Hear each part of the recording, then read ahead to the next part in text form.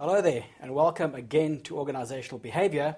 We're going to be tackling a fascinating concept today. It's the concept of power and influence. How do you get power? How do you begin to exert influence? I'm Dr. Alan Bogard. I have two esteemed gentlemen in the studio with me today, Mr. Nick Allen, Mr. Rick Sturge. Nick, tell us a little bit about yourself. Thank you. Nick Allen, I'm a business psychologist and an executive coach. And I work with business leaders from sort of all walks of life. I'm Rick Sturge. I work for the London School of Business and Finance, leading group development activities. But my background is in consulting, helping big organisations drive strategic change programs on a global basis. Gentlemen, we've all read through the case study. It's very interesting. Our character in the case study, John, has clearly got himself into a pickle. He's been sent to this golf club by his CEO to manage this charity golf drive. He's not getting the support that he thought he would get. In fact, he's been interrupted. People are listening to other people's ideas. They're talking over him. He's not getting a word in edgewise. How do we begin to deal with this guy, John? Nick, have you ever, in your coaching experience, encountered a situation like this? Someone's been seconded. They're not rising to the occasion. What advice? How do we begin to deal with a character or coach a character like John? It's quite amusing, and I think in many ways, I suspect we've all been into those sorts of positions in our careers. So as a coach, I often find myself with people who have been put into a position that's new to them, that's slightly alien to them, that they haven't thought through properly, and their first attempt has gone pear-shaped. So I could imagine myself in a coaching relationship with John and sitting down in his office, after he's had this first meeting at the golf club, and him kind of putting his head in his hands and kind of going, I don't get it. I don't know what's going on. Everything I tried didn't work, and all those sorts of elements. So it would be fun to kind of unpick that with him and work out what assumptions he was running on when he walked into there. And it's likely, my guess is, that he hasn't transitioned from being the boss of an organisation where he's got an awful lot of positional power and authority and respect and coercive power too. He can influence people's careers and fortunes to essentially a team of sort of volunteers in a golf club where he has little expert power, no positional power, and he's just there. And they don't know who he is and what he's bringing along. And he hasn't translated and transitioned his thinking and the way he operates to match that situation.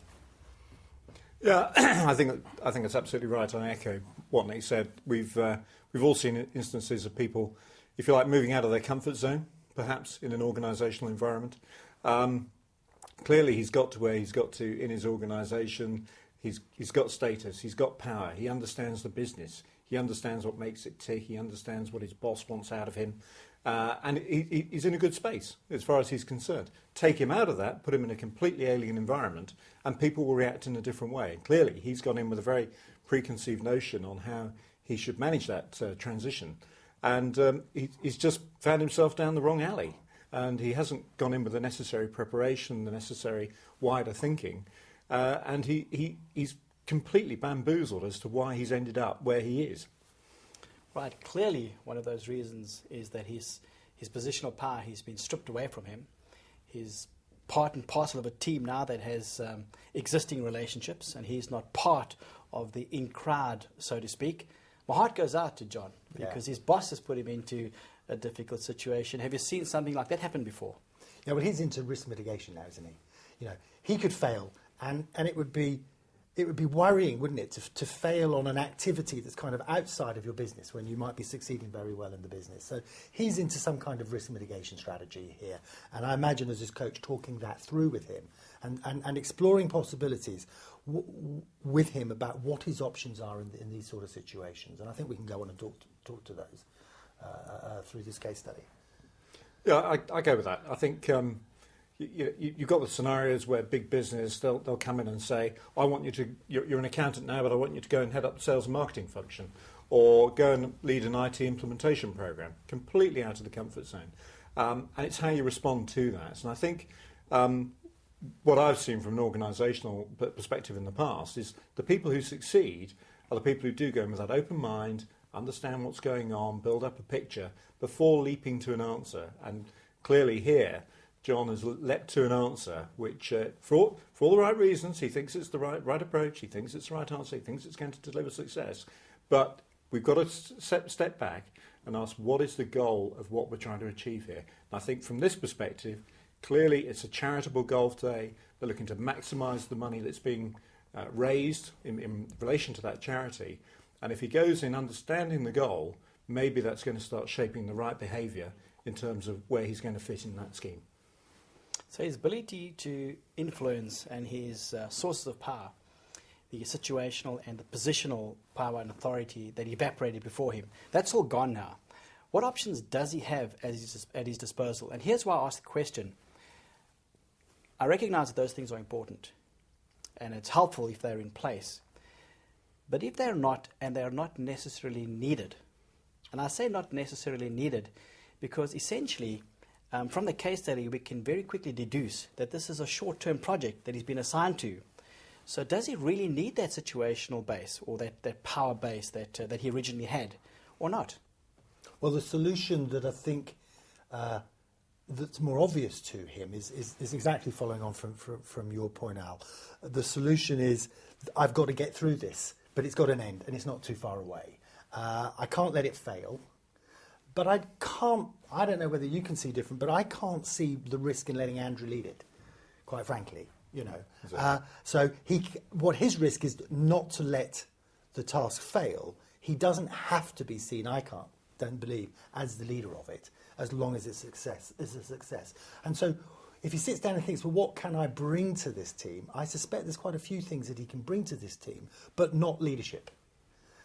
Because he'd have to argue and fight for that. And, the golf day will be well past by the time he's resolved that. So the relationship building aspect, whilst is important, and I wouldn't be advocating building bad relationships, I'd always be advocating building as good and as workable relationships as you can.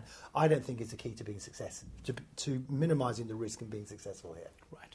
So leadership is out of the equation, and it sounds like Andy has a lot of support anyway. What can John bring to the party? Well, I think the crux here is he's got to identify what value he can really bring. But I think, Nick, you hit the nail on the head. You don't necessarily have to change what's working. These guys are all golfers. They understand how to put a golf event together. They understand the different formats that you can play, what the size of the team should be, how to make that part of it work. This guy's come in with, as you say, a short-term objective to really help fulfill the goal for the day. So if he focuses on that and conveys to the rest of the team a method in which he's going to add bigger value by his involvement, then he's got the chance of being successful on this. So he can use his network to bring people along Absolutely. to the day. He's got financial skills, one imagines, and he's got good networks around money, so he can help fund things or raise money for things or do prizes. He may be a good speaker in public, and inevitably they're looking for people who can do those sorts of roles. So it's about carving out a value and a use to the team, which is what you're saying, Rick. And maximising the throughput on the day, because at the end of the day you want the most bucks for the event. It sounds like what you're saying is, if you don't have anything to offer, then you can actually buy yourself into a team. I'm sure it's been known, Aaron. I'm sure it's been known. He's got to find a way of stop digging when he's already in a hole in this situation. Right. I think the one thing I would add to that, though, is by establishing a bit of credibility about what he is good at, he will actually have a more positive impact on the broader team. And if there's something which he may feel he could come up with a new idea to improve that format, I think he'll find they're more responsive if he's demonstrated his credibility elsewhere. So building respect, building real credibility could add to the overall event at the end of the day. Yes, I once heard somebody say that people don't always have to have their own way, but they certainly need to have their way considered. So if he considers the fact that they are already an intact team, they already have a plan, they already have an informal leader, I think he acknowledges that, and to your point, Nick, if he supports that, they'll probably that'll go a long way in terms of ultimately raising the funds that they need to arrange to make this a successful drive. Let's consider the solutions offered to us by the case studies. Possibly we could just spend a moment or two debating those and then see if we can agree on the way forward for John here. So if we look at the solutions, The first solution was for him to develop more of his personal power by getting close to people, by gaining acceptance, and being seen as a part of the team, and from that vantage point, influencing the team. That was solution A, so to speak. Solution B was really about supporting the team from an emotional perspective. In other words, recognizing the contributions that they're already making and really supporting them emotionally, showing concern for milestones in the team that aren't necessarily achieved immediately, and basically being a resource to the team from that perspective. And finally, solution C was, as Nick, you've already alluded to, leveraging his resources, leveraging his networks. He obviously has connections. He's able to move things along by arranging and generating the necessary finance. Of those three solutions, given what we've discussed, do you think there's a fit and a place for John here? Yeah, I think there is. And maybe we have to look at those solutions in line with actually what he's doing. As we said, this is a short-term activity. He may never see these people again. If he's not a golfer and he's not going to be part of the golf club scene, he doesn't have to necessarily have those long-term relationships. He needs to maximise the value in the short term. And I think that's probably going to influence our decision around which solution. I think in a business sense, if he was moving into a new role in his business, then he'd probably have a different play to make here. And we might discuss that after we've given consideration to the option here. So if it was longer term, A and B would have to be considered. You have to build those respectful relationships. But in this situation, I think authenticity is the issue here. I'm not sure that in the short term, around a particular task like this, he's going to be able to build authentic and genuine relationships with people. So if he builds shallow, superficial or fake relationships in order to get his way, he'll get found out, and that'll be more detrimental to him. So that really leaves him only with the solution C as a workable short-term option. And who knows, things change over time. He may suddenly discover that he loves golf and he likes this group of people and becomes a club member in 5 years' time. He's club captain, but he's not there yet. Rick, is that something you would support? Yeah, absolutely. I would hope he would find golf and enjoy it. And I don't think by doing what he's going to do in the short term, it would prevent him by then going on and building those relationships longer term. So, if he has amazing success with this, the name will get round, he'll be well known, he'll have delivered value. And actually, it'll make the A or B options more simple in the long term. So tactically, I think this is a very good game to play, if you pardon the pun. I do pardon the pun.